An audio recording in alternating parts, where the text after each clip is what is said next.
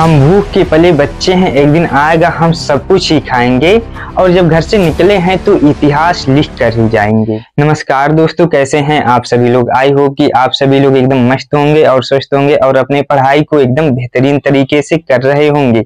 देखिए दोस्तों, आज की इस वीडियो में जो है हम एल्केप्टोन्यूरिया रोग को एकदम डिटेल में देखेंगे। देखिए सभी लोग हेडिंग डाल लीजिएगा, कौन सा रोग है, एल्केप्टोन्यूरिया। यहाँ पे हम सभी लोग हेडिंग डालेंगे एल्केप्टोन्यूरिया। देखिए कौन सा रोग है, एल्केप्टोन्यूरिया। इसको रोग को जो है हम ब्लैक पेन से हेडिंग बनाते हैं, एल्केप्टोन्यूरिया।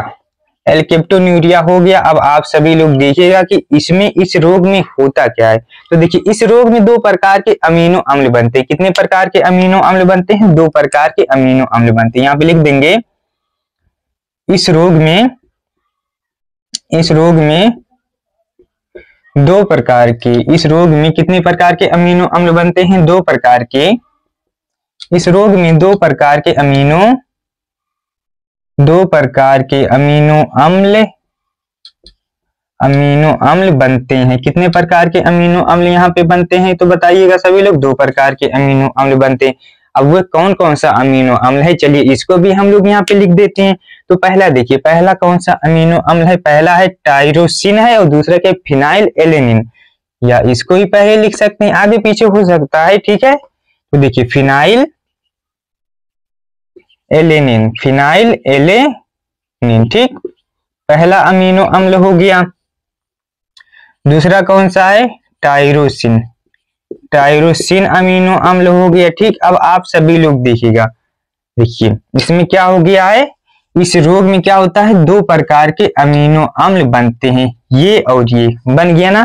तो यहाँ पर होता क्या है, देखिए इसका क्या होना चाहिए, फिनाइल एलेनिन और टायरोसिन, इसका जो है उपापचय होना चाहिए, ठीक। तो इसका उपापचय होता है, ठीक है। क्या होता है, इसका उपापचय देखिए हो गया।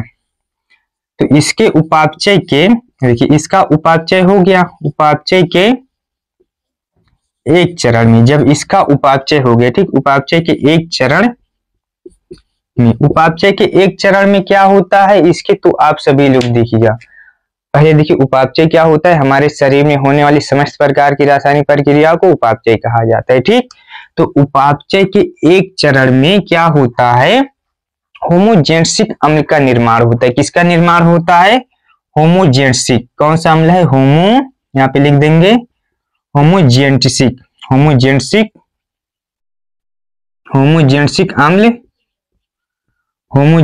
अम्ल का निर्माण हो जाता है। देखिएगा होमोजेनेसिक अम्ल का निर्माण हो गया, ठीक।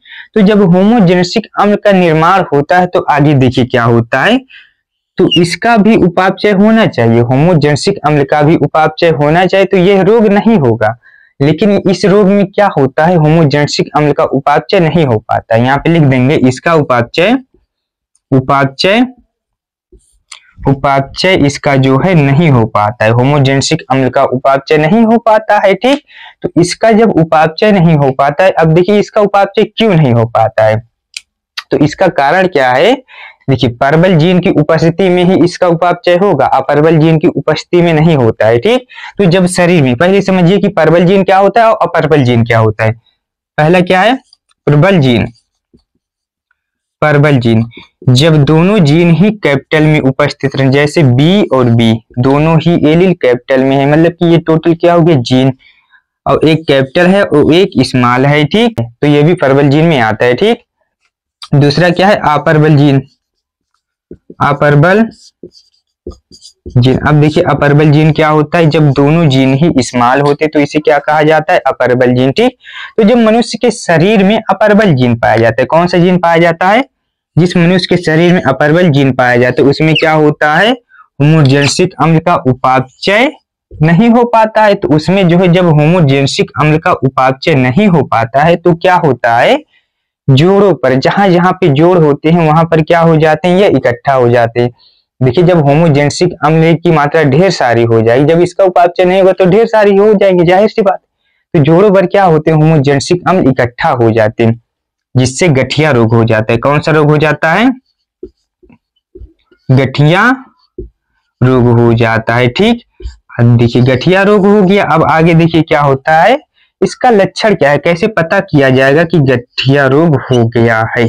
लक्षण देखिए क्या है, जब उस व्यक्ति का मूत्र हवा के संपर्क में आता है तो मूत्र का रंग काला पड़ जाता है। और वह काला क्यों पड़ जाता है, होमोजेंसिक अम्ल के कारण ही मूत्र का रंग काला पड़ जाता है। यहाँ पे लिख देंगे मूत्र हवा के संपर्क में आने पर, इससे सही से नहीं चल रहा है तो इससे ही लिख देते हैं, मूत्र हवा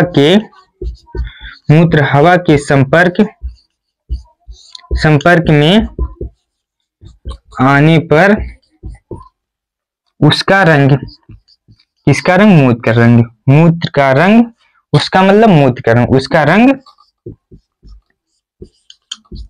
काला हो जाता है। ठीक, इसमें क्या होता है, अब शुरू से देखिएगा। एल्केप्टोन्यूरिया में इस रोग में 2 प्रकार के अमीनो अम्ल बनते हैं। ठीक, कौन कौन से हैं, फिनाइल एलेनिन है, दूसरा क्या है, टायरोसिन। ठीक, तो इसके उपापचय के एक चरण में होमोजेंसिक अम्ल का निर्माण होता है। देखिए हो गया। अब इसका भी उपापचय होना चाहिए, लेकिन ये किस जीन की उपस्थिति में होता है, परबल जीन की उपस्थिति में होता है। किस जीन की उपस्थिति में, परबल जीन की। लेकिन जिस व्यक्ति के शरीर में अपरबल जीन पाया जाता है उसमें होमोजेंसिक अम्ल का उपापचय नहीं हो पाता है। ठीक, जब होमोजेंसिक अम्ल का उपापचय नहीं होगा तो मनुष्य के शरीर में ढेर सारे होमोजेंसिक अम्ल इकट्ठा हो जाएंगे। तो ये कहाँ जमाव होता है इनका, होमोजेंसिक अम्ल का जमाव जो है जोड़ों पर होने लगता है, जहां जहां पे जोड़ होते हैं। ठीक, अब देखिए जिससे क्या हो जाता है, गठिया रोग उत्पन्न हो जाता है। ठीक, पता कैसे लगाया जाए कि गठिया रोग हो गया है, लक्षण इसका देखिए क्या है, मूत्र हवा के संपर्क में आने पर उसका रंग काला पड़ जाता है। मूत्र का रंग कैसा हो जाता है, काला हो जाता है। ठीक, बस इस रोग में बस इतना ही है। आप इतना लिख देंगे तो आपको परीक्षा में कोई भी एक नंबर नहीं काटेगा। अगर राइटिंग और ऐसे लिखेंगे, राइटिंग में सुधार से लिखेंगे और ऐसे लिखेंगे तो बोर्ड परीक्षा में आपको कोई भी एक नंबर नहीं काटेगा। ठीक है, और आपको पूरा नंबर मिल जाएगा। ठीक, तो आप सभी लोग तब तक के लिए इतना तैयार करिए। और आज की इस वीडियो में चलिए हम लोग बस इतना ही रखते हैं, और अगली आने वाली वीडियो में जो है हम इसके अगले टॉपिक को देखेंगे। ठीक है, और वीडियो को खत्म करने से पहले आपके लिए एक बहुत ही बेहतरीन लेवल वाली शायरी है, आप सभी लोग सुन के ही जाइएगा। कभी मुझे वक्त नहीं मिलता, कभी तुझे फुर्सत नहीं होती, कभी मुझे वक्त नहीं मिलता, कभी तुझे फुर्सत नहीं होती, पर ऐसा कोई लम्हा नहीं जिसमें तेरी हसरत नहीं होती। तो चलिए तब तक के लिए आप चाहे जहां पर भी रहें, stay motivated, stay connected, keep growing, keep working.